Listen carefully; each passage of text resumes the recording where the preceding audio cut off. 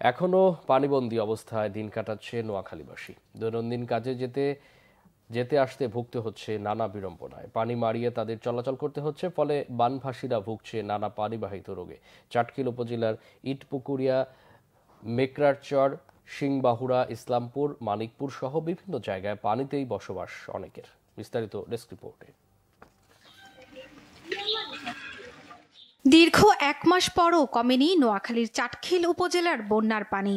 বিভিন্ন জায়গায় এখনো পানিবন্দী লাখো মানুষ। আশ্রয় কেন্দ্র থেকে বাধ্য হয়ে ঘরে ফেরা মানুষগুলো আছেন নানা সংকটে।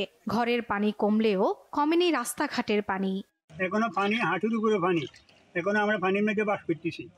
এই দোকান টাকান সব ডুবে গেছে, নষ্ট হয়ে যেতেছে সব। আমার স্বামী কেউ নেই, আল্লাহ ছাড়া কাল্লা রাই আর কেউ নেই, বাইরে সব মরি গেছে, মা বাপ মরি গেছে। আমরা তো হানির ময়দানে আছি, হানি অনো আছে ঘরের ময়দানে, লেট্রিনে বাথরুম ওই রসিয়ার পাক ঘরে তো আমরা যাইতে পারি না। বর্তমানে 10-12 ফ্যামিলি পানির কারণে বাড়িতে যাইতে পারতেছে না।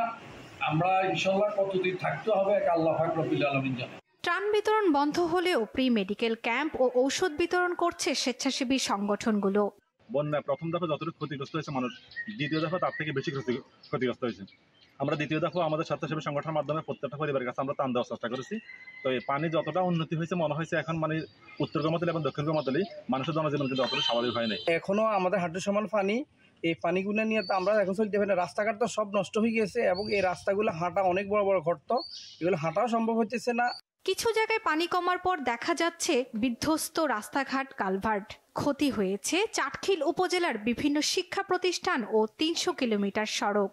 চাটখিল উপজেলায় অসংখ্য ক্ষয়ক্ষতির সম্মুখীন হয়েছে আমরা। এর মধ্যে আমরা যে সমীক্ষা করেছি এর মধ্যে মোটামুটি প্রায় 300 কিলোমিটারের মতো রাস্তা এবং প্রায় 200টির মতো কালভার্ট আমাদের ক্ষতিগ্রস্ত হয়েছে।